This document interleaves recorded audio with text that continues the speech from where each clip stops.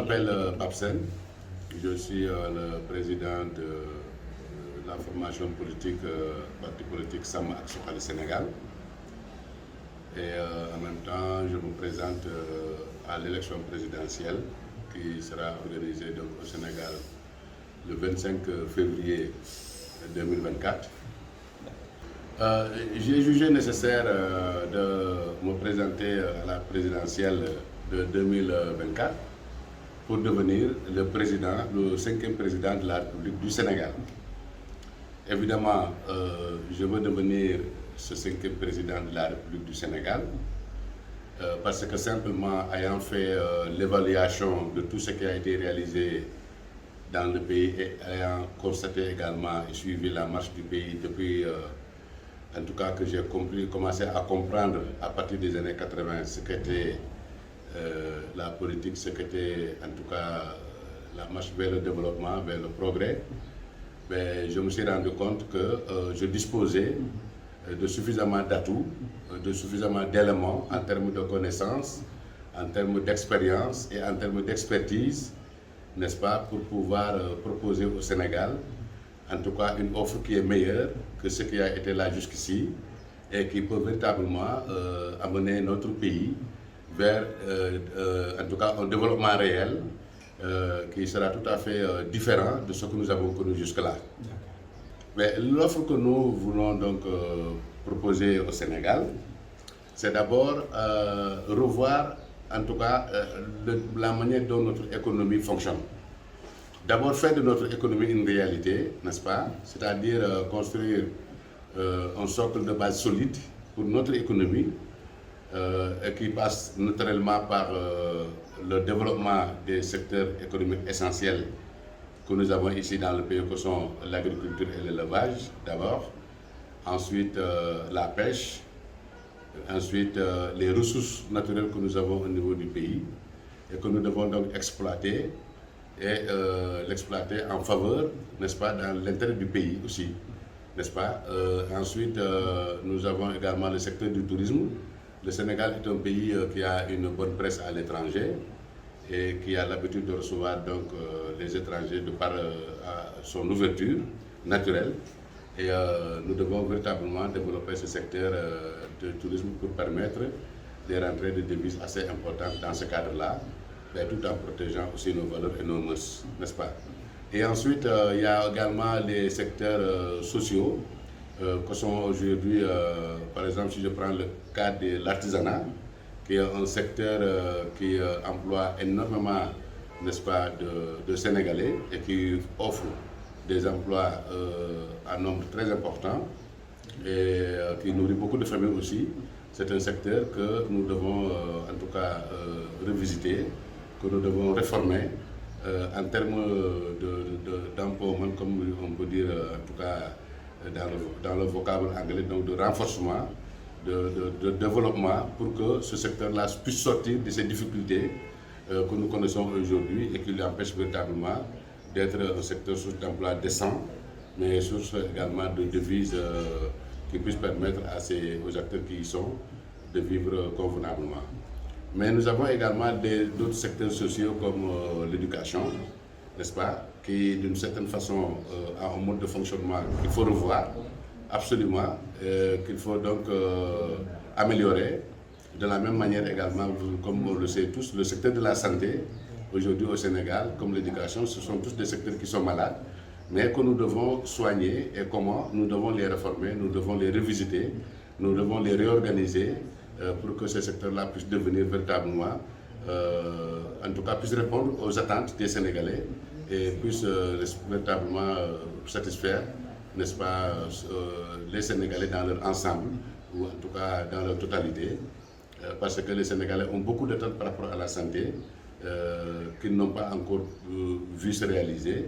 Et nous, notre programme vise véritablement à faire de la santé au Sénégal un service pour tous, un service où tout le monde accède. Et nous avons évidemment des mécanismes que nous allons mettre en place pour permettre à tous les Sénégalais d'avoir un accès à la santé. Voilà. Et l'agriculture, comment vous comptez rehausser ça et comment vous comptez vous appuyer sur l'agriculture pour faire émerger le Sénégal? Bon, l'agriculture d'abord, c'est le secteur de notre économie de base.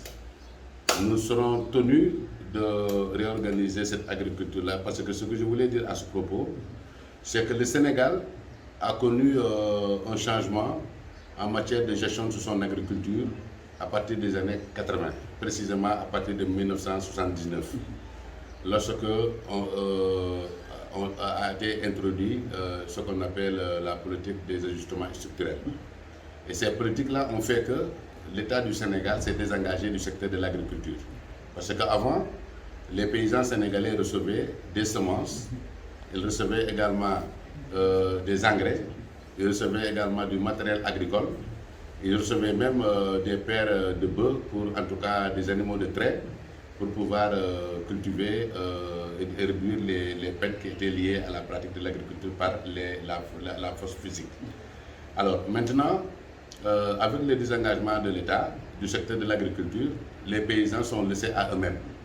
Et cela a pour conséquence d'appauvrir, n'est-ce pas, le monde rural et de vider le monde rural de sa population. Et on a pu remarquer que depuis cette période-là, il y a eu un exode rural massif et les gens sont venus rejoindre les villes et les problèmes ont commencé à s'entasser et à s'accumuler au niveau des villes. Et voilà pourquoi donc nous, ce que nous proposons, c'est de revenir sur les fondamentaux, n'est-ce pas, de cette gestion de l'agriculture, de cette prise en charge de l'agriculture au niveau de la mise à disposition des moyens de production comme l'engrais, les semences, mais aussi le matériel agricole. Mais je veux dire le matériel agricole qui va au-delà du matériel agricole qui était donné jadis aux agriculteurs. Comme par exemple le matériel agricole lourd comme les tracteurs, donc une forme de mécanisation de l'agriculture pour permettre également d'alléger non seulement le travail de l'agriculteur, mais aussi de pouvoir renforcer et augmenter, n'est-ce pas, les rendements au niveau, n'est-ce pas, de la production agricole. Et l'autre volet maintenant, qui concerne justement cette agriculture-là, c'est la politique de l'eau. Nous allons mettre en place une politique, n'est-ce pas, qui va consister à véritablement maîtriser le facteur eau pour permettre, n'est-ce pas, à nos paysans de pouvoir cultiver en hivernage, hein, mais aussi de pouvoir développer une agriculture aux saisons.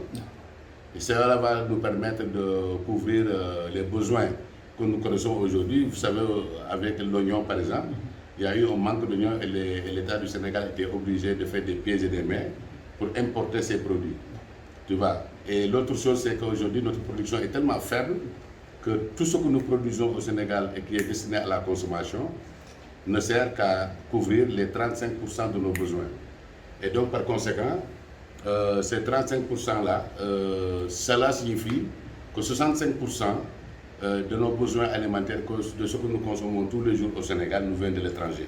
Et ça, c'est extrêmement dangereux pour un pays, parce que si aujourd'hui il se produisait un obstacle ou une guerre ou un conflit d'ampleur mondiale, ben, nous allons simplement rentrer dans une logique de famine, parce que nous ne pourrons plus nous alimenter. C'est pourquoi maintenant, nous voulons, au-delà de la production, de l'augmentation des rendements, de la modernisation de l'agriculture, parce que nous allons introduire aussi des technologies qui permettent d'augmenter les rendements, qui permettent également d'alléger le travail du cultivateur, hein, mais aussi nous allons mettre en place tout un dispositif de transformation de ce que nous produisons. Et notre programme a en tout cas l'originalité, ou en tout cas le vœu de devoir mettre en place une manière, n'est-ce pas, de fonctionner dans notre économie qui consistera à sortir de la logique de la commercialisation des matières premières. Donc nous allons essayer de transformer toutes les matières premières que nous produisons, et ces matières premières-là seront donc transformées en produits finis que nous allons pouvoir commercialiser dans notre marché national, mais également dans le marché au niveau de la sous-région et aussi à l'international. Et vous imaginez tout ce que cela va pouvoir entraîner en termes d'emploi, mais en termes aussi de création de richesses, et donc pour répondre véritablement aux besoins de notre jeunesse, de notre population en général en matière d'économie. Justement, par rapport à cette jeunesse, on constate le phénomène de la migration irrégulière. Vous, qu'est-ce que vous allez proposer concrètement pour une politique de jeunesse adaptée à nos réalités? La jeunesse a d'abord besoin de deux choses.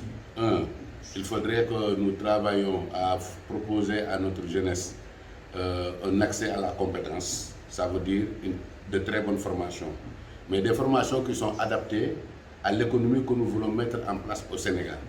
C'est-à-dire que, comme nous voulons développer la production primaire, cela ne se limite pas à l'agriculture et à l'élevage, mais aussi au niveau de la pêche, hein, et aussi également au niveau des autres secteurs comme l'artisanat, comme je l'ai cité tout à l'heure. Mais nous devons moderniser tout ça, et cela veut dire que nous devons former des personnes qui ont des compétences pour pouvoir assumer cette modernisation, pour pouvoir occuper les postes d'emploi qui sont en tout cas proposés dans le cadre de cette modernisation-là. Par exemple, regardez au niveau industriel. Si nous proposons une industrie, par exemple, donnée, mais cette industrie-là, elle vient avec un ensemble de technologies et de pratiques techniques qu'il faut donc maîtriser. Donc cela suppose que nous devons former notre jeunesse pour que la main-d'œuvre qui va sortir de cette formation de notre jeunesse puisse occuper véritablement les postes qui seront donc proposés au niveau de ces entreprises de demain que nous allons mettre en place pour transformer ce que nous produisons dans ce pays. Donc, comment vous voyez, donc c'est un échec qui est à l'origine de cette migration irrégulière, l'échec de la politique de jeunesse? Non, c'est-à-dire que c'est un échec de la politique économique de développement du Sénégal qui aujourd'hui n'a pas simplement la possibilité de proposer aux Sénégalais des alternatives pour leur assurer, n'est-ce pas, un avenir qui correspond à leurs attentes. Les jeunes, ils n'ont pas de perspective d'avenir dans notre pays parce que le pays n'a pas de source de création d'emplois. Les secteurs qui véritablement sont susceptibles de créer des emplois au niveau du Sénégal ne sont pas du tout développés. Et si aujourd'hui la population augmente, le nombre de personnes, de jeunes qui accèdent à l'âge, n'est-ce pas, pour occuper un emploi augmente et qui ne sont pas formés pour avoir de bonnes qualifications, et même s'ils sont formés pour certains métiers en tout cas, qui ne puissent pas trouver véritablement des sociétés, des entreprises, en tout cas des employeurs qui puissent les employer avec des salaires décents. Bien évidemment, ces jeunes-là, ils seront formés, ils vont avoir des diplômes ou des métiers, mais ils ne pourront simplement pas travailler. Et lorsqu'on ne travaille pas, on vit une situation de pauvreté, une situation de manquement, n'est-ce pas, à tous les niveaux. Et donc, vous savez, la personne doit vivre également dans un cadre de dignité. Mais lorsque cette dignité-là, maintenant, tu ne vois aucune perspective pour pouvoir recouvrer cette dignité, bien évidemment, tu as tendance à chercher des solutions ailleurs. Et c'est ces solutions-là qui poussent les jeunes aujourd'hui à prendre le risque, n'est-ce pas, d'aller à l'étranger sans même savoir ce qu'ils vont trouver là-bas, mais en espérant simplement que ce qu'ils vont trouver sera meilleur que ce qu'ils ont laissé ici au Sénégal, qui est une situation de désespoir total. Merci. Donc voilà pourquoi donc, nous pensons qu'il faut créer des sources d'emploi. Et les sources d'emploi, c'est ce que je viens d'expliquer. C'est d'abord de moderniser notre système de production au niveau des filières économiques majeures du pays, mais aussi c'est de mettre en place un dispositif de transformation de tout ce que nous produisons, ce qui correspond donc à une industrialisation de ces filières, et donc ce qui correspond également à l'offre d'emploi décent qui correspond à ce que véritablement une personne a besoin pour pouvoir assurer, n'est-ce pas, son avenir. Parce qu'une personne qui n'a pas de travail décent, un travail décent, c'est différent des genres de travaux que nous avons ici. Les jeunes, ils sont diplômés ou bien ils accèdent à des métiers, mais regardez, on les sous-emploie.